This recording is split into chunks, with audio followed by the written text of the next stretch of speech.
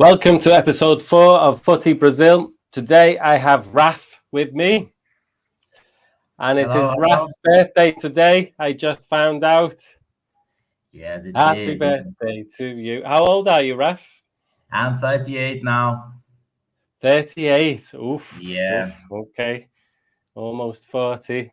yeah, getting there. Uh-huh. Okay, so today we are going to talk about the Copa Libertadores semi-finals with Raf, who is a Palmeiras fan. So he doesn't look very happy there. I also look. I have the Palmeiras badge, but this is a Liverpool clothing company, and so Transalpino, and they put it in the T-shirt. Okay, and also we will talk about Copa SudAmericana, which is like the Europa League, and then we will discuss the Selecao. How do you say that? Seleção? Seleção. Seleção, the national team. So they announced the squad for the upcoming 2 matches versus Ghana and Tunisia. I think Ghana and Tunisia. And then finally, we will discuss the league, the Brasileirao, and see what's been happening in the league and look forward to this weekend's fixtures. Okay, so the Copa Libertadores semi-finals were midweek. So this is like the Champions League in Brazil, in South America. And we had 2 Brazilian teams playing each other. In the first leg, Atlético Paranaense, who are managed by Phil Scolari. Maybe people remember him from his time managing Chelsea. Also, did he win the World Cup with Brazil? Yeah, he did back in 2002. Yeah. And well, then he is the manager of. Sorry. Yeah, then after that he became the manager for Portugal, and he led them to maybe third place in the World Cup 2006. I'm not sure third, for the fourth place, maybe. I'm not sure. He took them to the semifinals. Okay. It was a great achievement for them. So now he is the manager of Paranaense, who are in the north of Brazil. No, the opposite, in the south of Brazil. Okay. And they have had some investment recently. They play in a new stadium and they are doing well. But Palmeiras lost the first leg. 1-0. 1-0. 1-0. So, but Palmeiras were playing at home in the second leg. Let's look at what happened, and me and Raf can talk about what happened in the second leg. Let me just share my screen.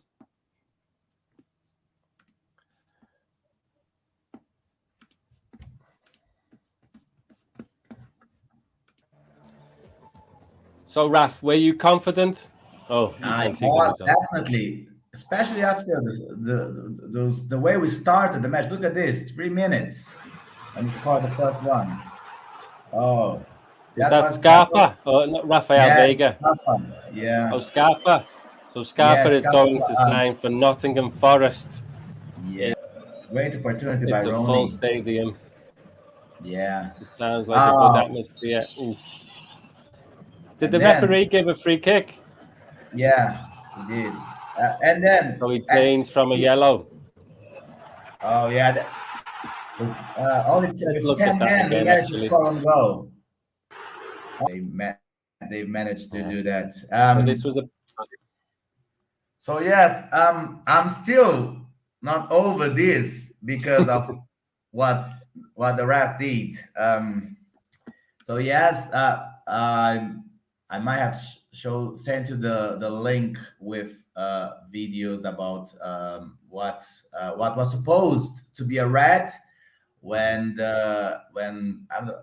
one of their midfielders I wouldn't say he elbowed Ronnie, but he did like this or this. Yeah, he got a yellow card, didn't he? I think Ronnie was very theatrical, but he did. Yeah. I don't think it was. He didn't go like this in his face. Yeah, he did like this. Yeah, but not this. Well, okay. And then we had the penalty in which a penalty kick, in which I think not only Fernandinho pushed Ronnie, but also stepped on his ankle. So yeah, that definitely was a penalty. Yes, but Yeah. no way. The ref, maybe he thought it was not enough, but I think VAR should have asked him to go to the video and check and I look think it was a penalty. what happened. So yeah, maybe. Things could have been different if we were granted the penalty kick, but still. Um, but what we must say about the match is that after getting one man down, Big Phil was very good because he had three changes Okay. after halftime, and that put Palmeiras under pressure. So yes, we couldn't actually attack properly because they were there. We were under pressure most of the time. Yeah. Big Phil from Brazil. He's doing so well. Let's look at this penalty. Sorry, I have it now. Yeah. Look. Oh, we just missed it there. Look.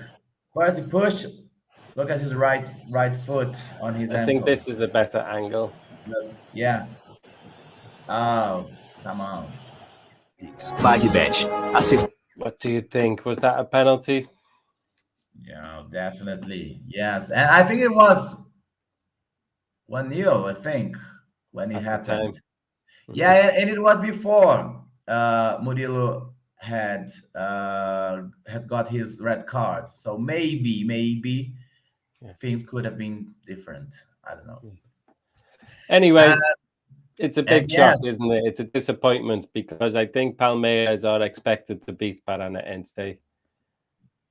Yes, definitely. Well, I can say that we couldn't defend like we did against Atlético Mineiro, which was a disaster. That's We your would say, strongest I could point. say. Yeah, and something else I could. Defending. Yeah, and the thing is, we could have had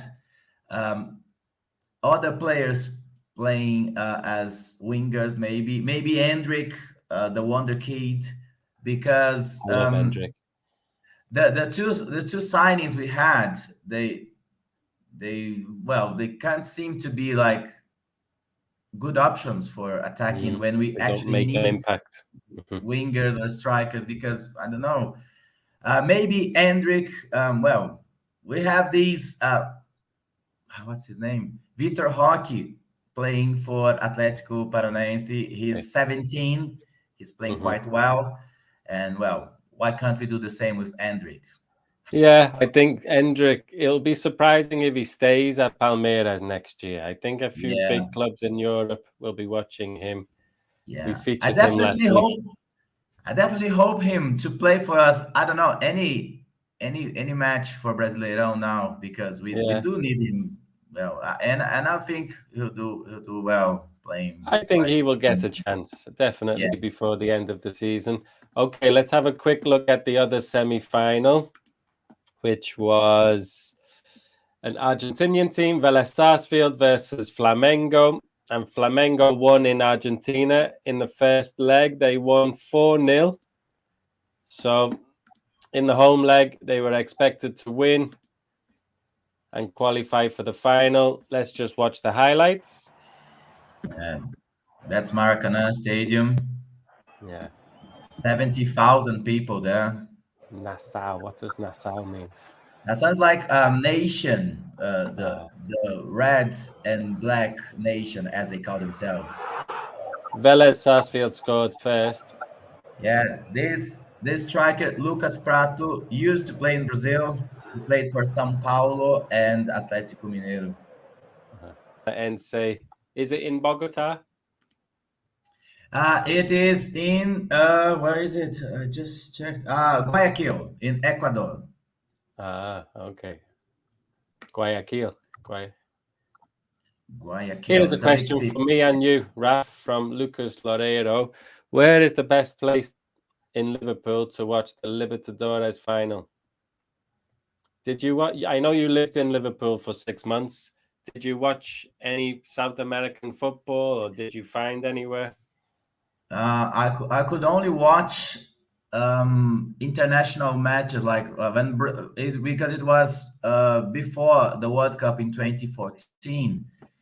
I've managed to watch maybe Brazil versus France playing here in Brazil, but not actually South American clubs. I know. I'm not sure. I thought maybe last season the Libertadores was broadcasted by BBC. Maybe I'm not sure. Was You're it? right. That's what I was going to say. So now the Libertadores is on the BBC. The final, I think the semi-final was on last year, but I didn't notice it this year. I know the last 2 years it has been on the BBC, but the BBC iPlayer. So not sometimes it's not on national TV, but if you go to the website, you can find it. So I think they will have it on in some pubs, to be honest, because depending on the time of like the time of the kickoff, they may have it on in some pubs, especially sports pubs in Liverpool. So hopefully you can find it, Lucas. Sorry, I cannot give you the name of anywhere, but hopefully you can find it. Okay, let's turn our attention to the Copa SudAmericana. So this is like the Europa League. The Brazilian teams are very strong in these competitions, especially in recent years. In the Copa Libertadores, I think, was it 6 out of 8 or 5 out of 8 in the quarterfinals were Brazilian, I think. And in the SudAmericana, we have two Brazilian clubs playing in the semi-final. Sao Paulo versus Atletico Goianense. Yes. Another Atletico. A lot of clubs in Brazil are called Atletico. And then they have the Atletico and the city or state where they are from. Okay. So let's have a look what happened. It was a surprising result in the first leg. Yeah, 3-1. Was it? 3-1 to Goianense. Sao Paulo are having a difficult season, I think. Yeah, they seem to play quite well home, but when they play away, they're rubbish. But still, they've managed to get to the final. Yeah, so let's have a look. So they were losing 3-1 from the first leg. Let's have a look what happened in the home leg.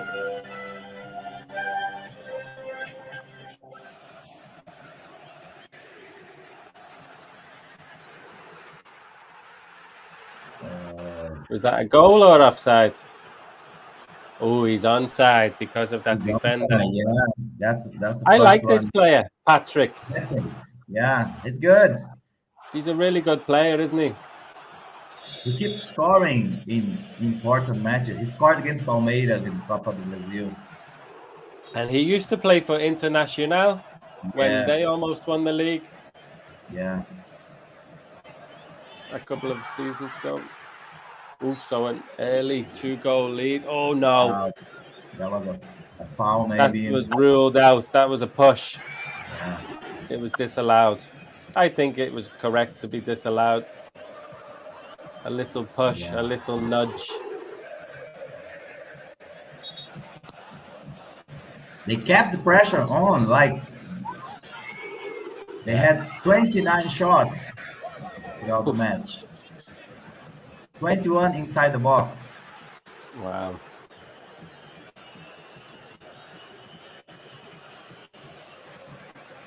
And yes, the stadium was maybe 60,000. 60,000 people watching.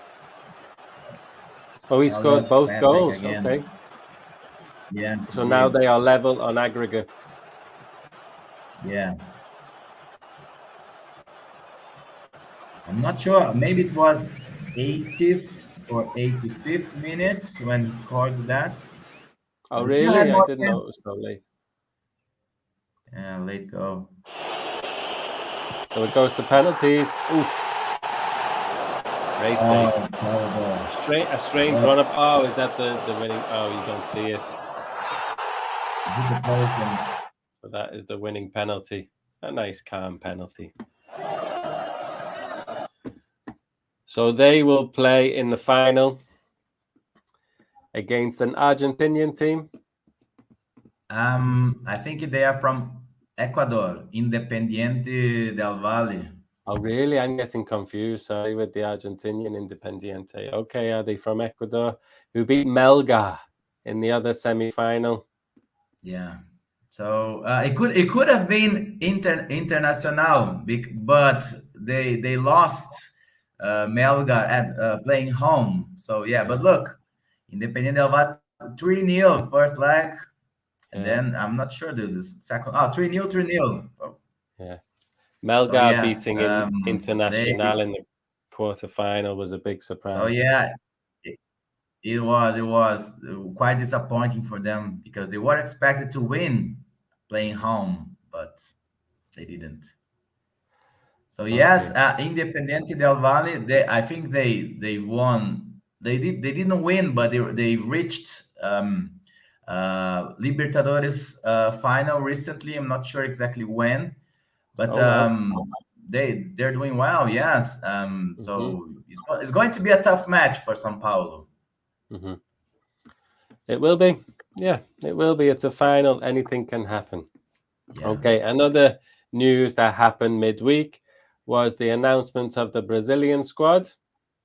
And there was a surprise in England. Some of the newspapers were surprised because Gabriel Jesus was not in the squad because he's been playing really well.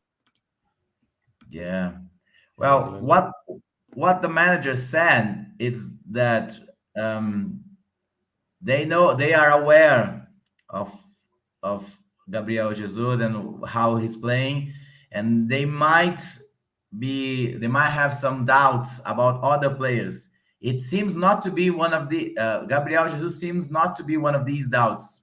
He says Mm-hmm. that probably if everything continues the way things are now, he will be there in the main Mm-hmm. squad. Yeah. But maybe Cunha and maybe even Mm-hmm. Firmino. Firmino maybe will be one of Mm-hmm. them that will be maybe competing with May fighting drop one out. of. Yeah, we'll Yeah. see. Okay, so let's have a look at the atacantes, which means forwards. I think it looks like Neymar and Vinny Jr. are nailed on. They will start. Yes, And then it's yes. one of the other 5 or 6. You have a lot of forwards. I think also Rafinha is also there, pinned. He will be Yeah. there. I think he will be in the squad. He's performed well. I think the manager likes Richarlison too. He does. Yes. That's the thing about Brazilian managers. Is like they they they want the players they like, not Mm-hmm. necessarily the best. Mm. Another surprise by his standards Mm-hmm. is the fact that Dani Alves it's not there Mm. because he's playing Mexico now, and he's doing really poorly there. Uh, Is he? He didn't yeah, do so well for Sao Paulo. He was okay for yeah, Sao Paulo a couple of yeah. seasons He ago, was. but not great. He played in midfield, Come on, didn't he? yeah, he's 38 now. Mm. 38 or 39. Well, that's an old age for someone who's Yeah. playing football. Well, that's what I I think keep he telling has people. been an incredible fullback, one of the best right backs ever, I think. I know. Maybe the Yeah, best right back, yeah, but ever. he hasn't got the Even speed. captain. Like, come on, mate. Think of if we face France and he has Mhm. to like try to run against I don't know Mbappe. It's Yeah. impossible. He wouldn't catch him. No one's catching Mbappe though. He looks Yeah. scary. But you're right. I think he is a little bit too old. He cannot expect to be in the squad anymore. I just looking through the list. There are only 3 players from the who play in the Brazilian league. You have Yes. Waverton for Palmeiras, and then Yeah. Everton Ribeiro, who plays for Flamengo, and then And Pedro, Pedro. who plays for Flamengo too. What do people think about that in Brazil? Do people agree with that, or do people get a little bit upset? Obviously, every now and then people complain about this fact. One of Palmeiras players, Dudu, he's been crowned best player of the league for the last, I don't know, maybe 3 times in the last 6 years, but he's never had a chance. So this is something some people think it's unfair. But apart from that, there's this player, this right back from Flamengo, Rodinei. He's playing well now, but we know he's not good enough to play for Brazil. But especially Flamengo fans, they think Rodinei could have been there as one of the right backs, especially because the manager trusts Dani Alves is not on his best form. So maybe in the there will squad be a chance for Rodinei. you have laterais, which means fullbacks. So yeah, you only have Danilo, who is a right back.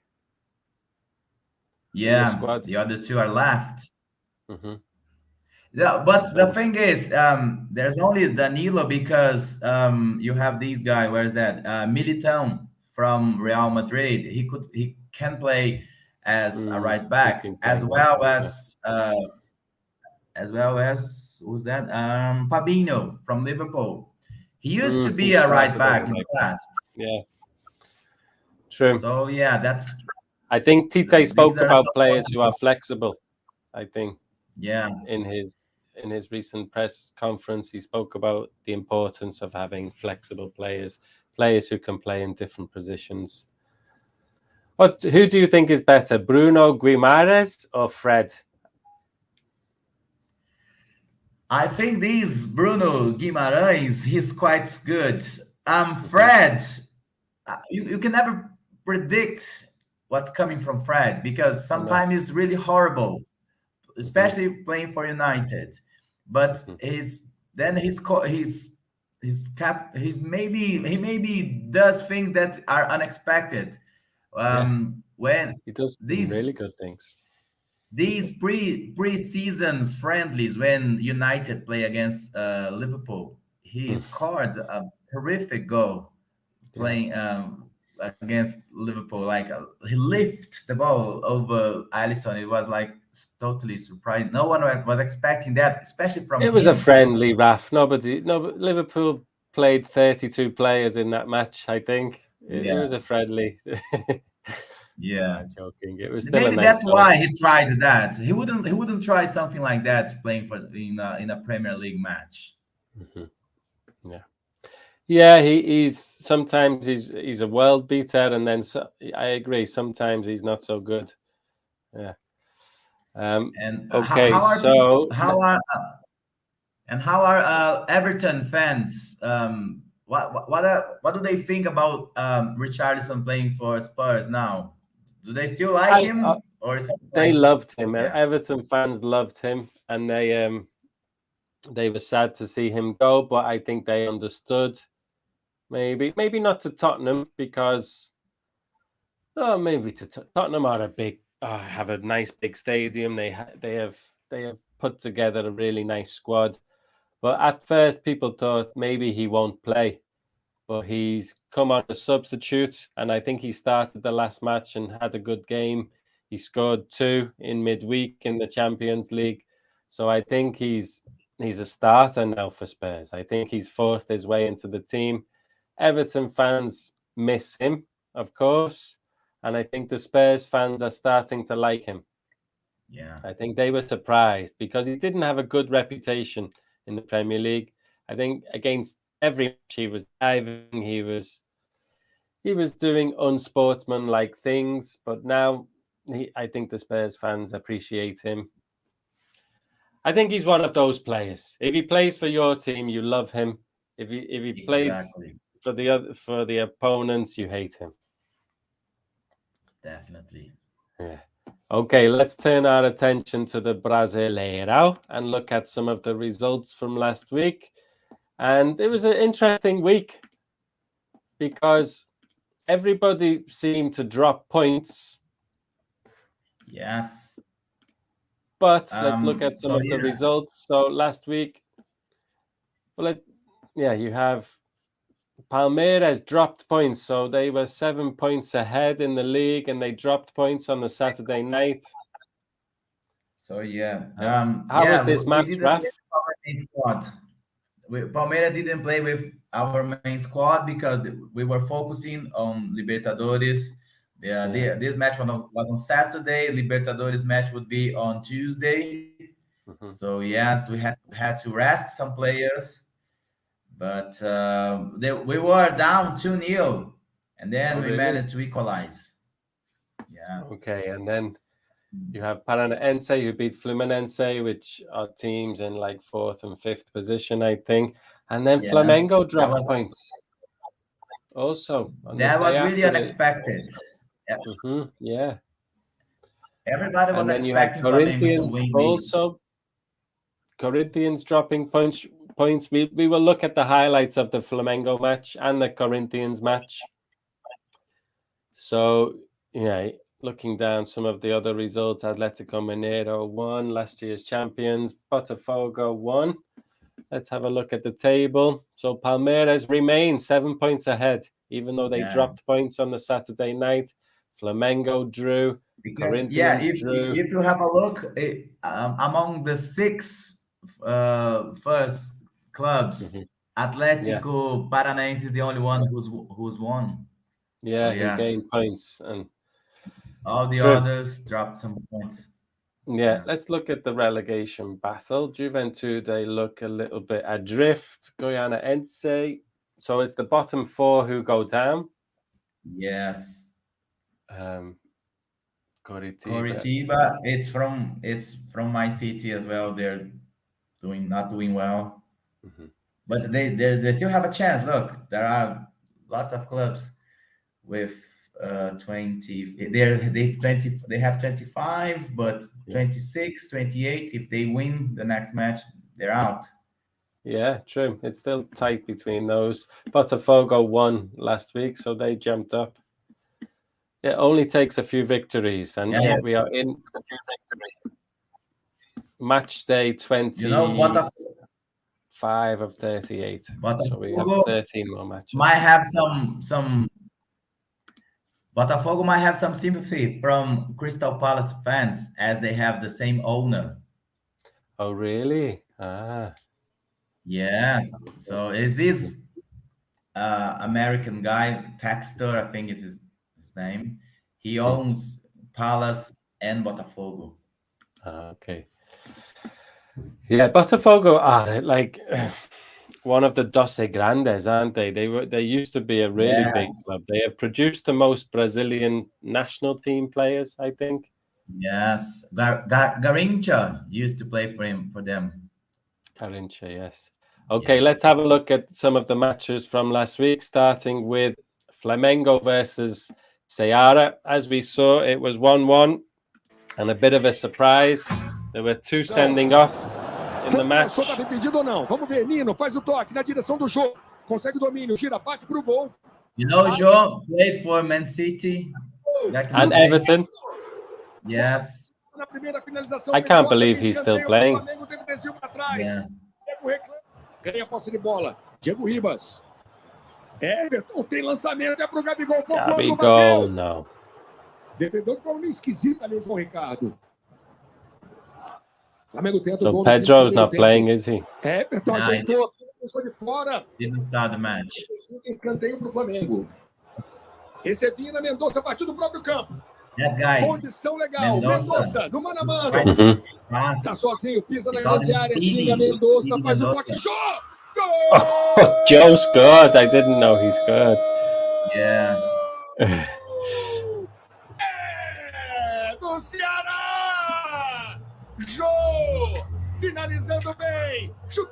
Brazilian football players are all over the world, aren't they? In every league. I just think about the career he has had. Yeah. He must have played for lots of different teams. I think he played he was in Japan 2 years ago. In Japan? Yeah. Mateuzinho. Tem cruzamento do Eric Pedro. Defesa de João Ricardo. Pressão do Flamengo, Arthur Vidal. Everton, no drible, puxou, bateu pro gol por baixo.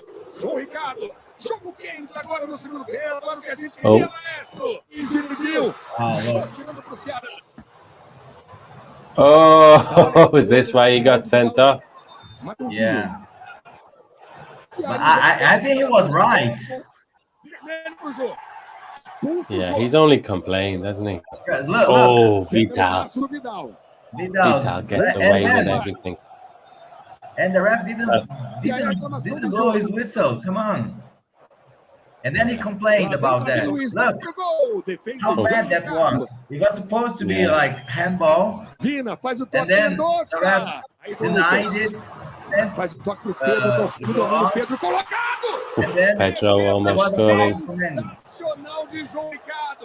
Yeah, some referees don't like players who show emotion like that, do they? You cannot show emotion. Oof. Everton, Ribeiro, who is in the Brazilian squad. What's going on? Again, more passion. No, you cannot do that. Gabigol. Two strikers sent off. It was something like, if you scored a goal in this match, you would get a red card. That's what happens. I just want to look at Joe's career. I just think Brazilian footballers are all over the world, and they have interesting lives, but it must be difficult as well. Being a footballer from a young age, going to play in Europe or going to play in Asia. Lots of Brazilians play in Russia, for example. So let's just look at Joe's career quickly. Joe Wikipedia. Yeah, he started playing for Corinthians. Sorry, it will be very small on your screen. Here he is. He played, then he moved. Look at the teams he's played for. So he's 35. Striker. He started off at Corinthians. Moscow.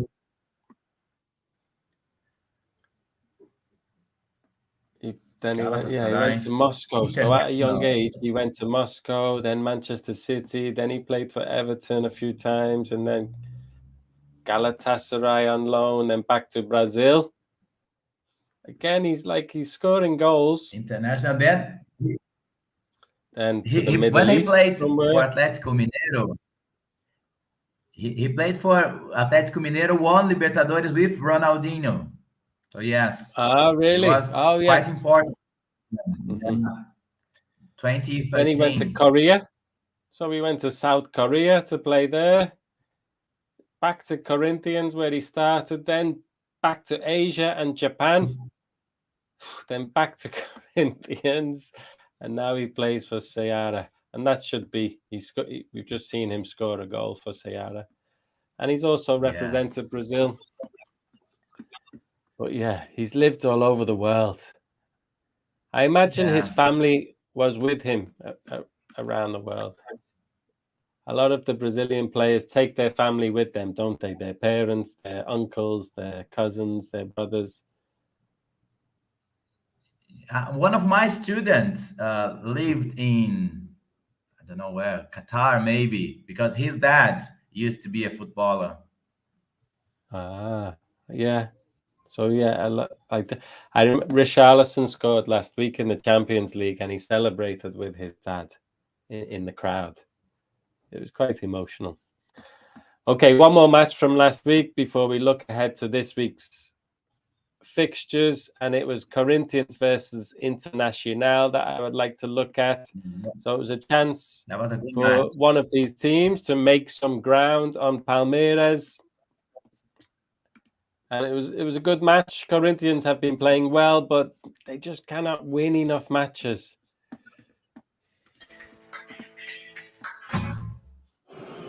Corinthians deu a saída, tentou uma primeira esticada, não deu certo. Right at the beginning. It was right at the very start, yeah. O Fábio Santos chegou ali o Bustos, a bola dentro da grande área, alemão. Less than a minute.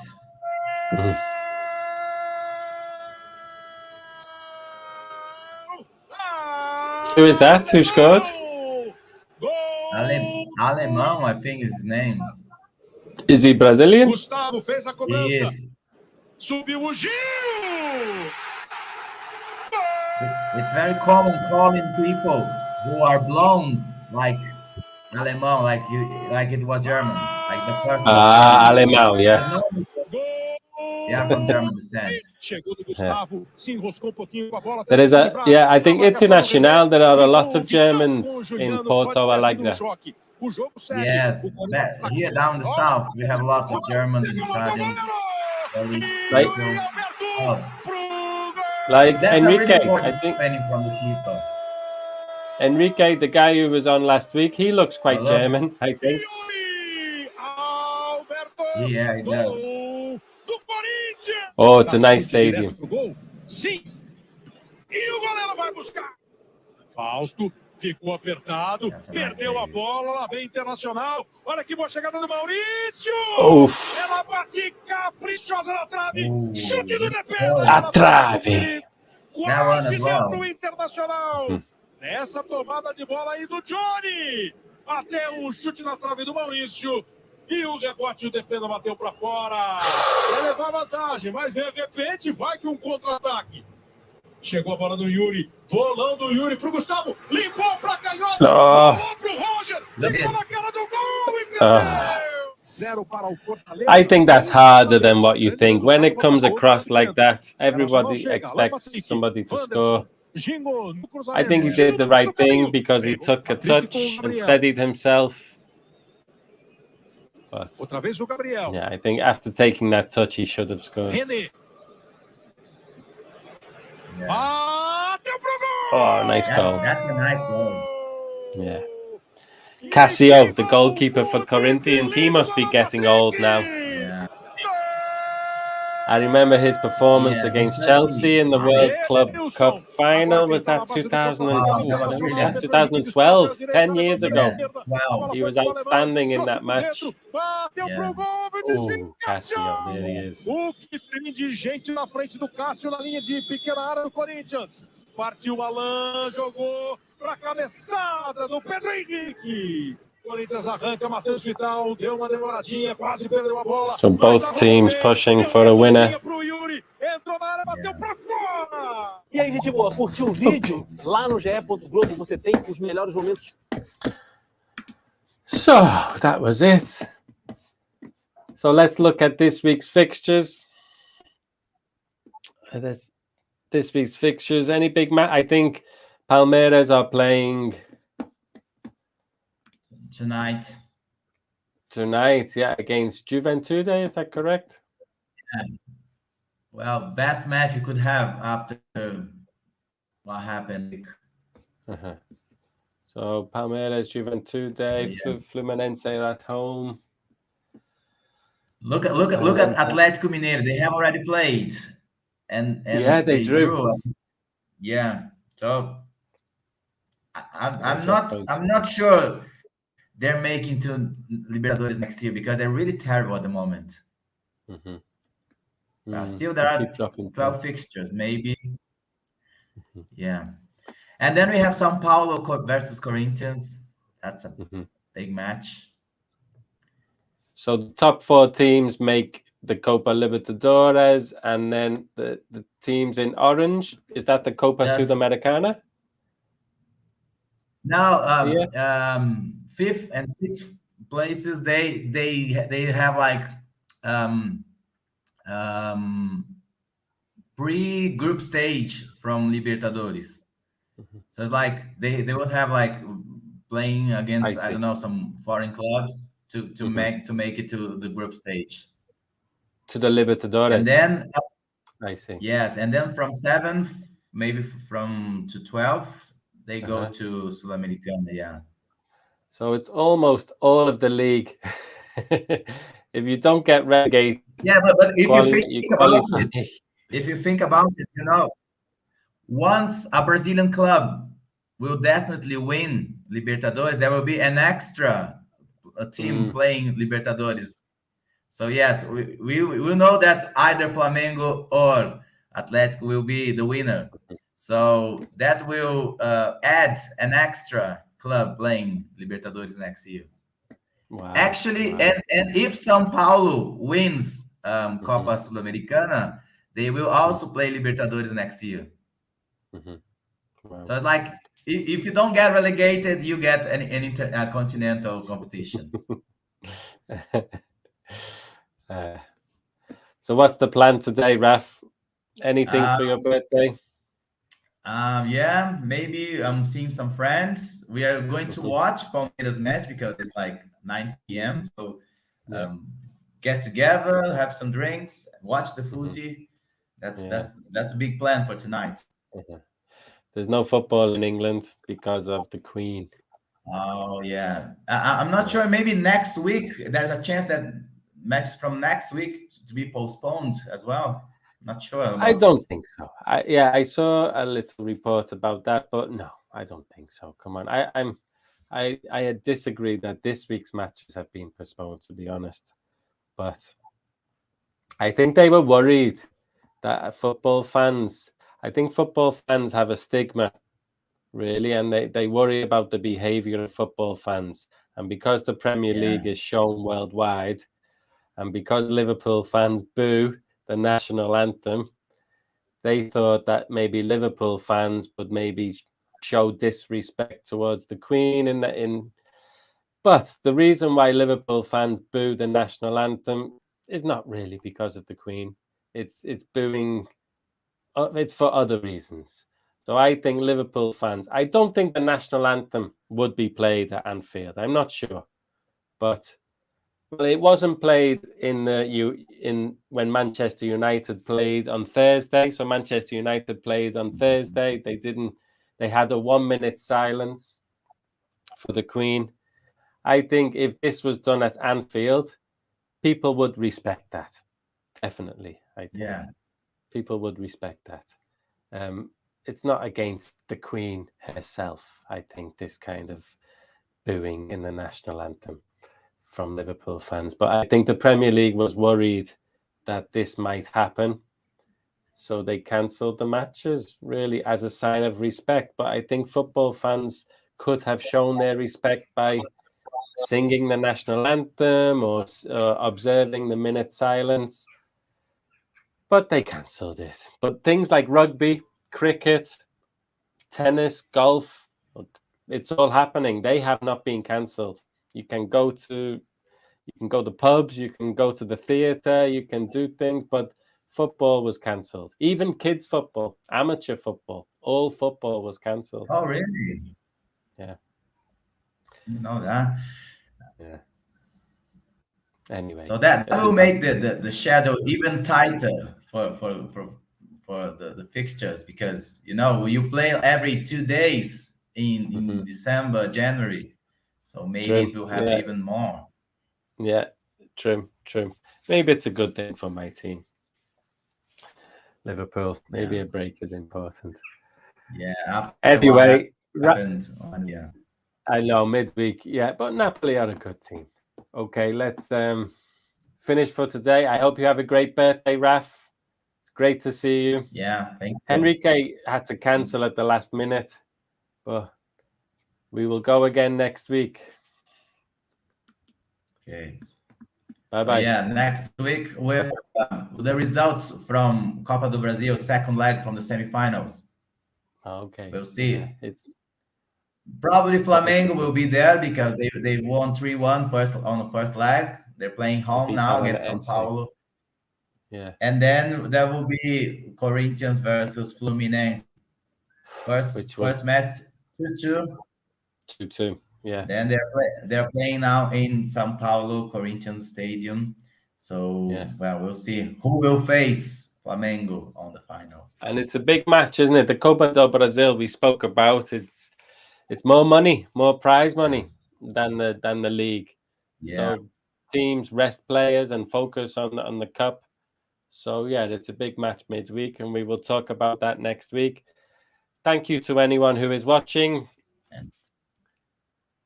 See you, Raf.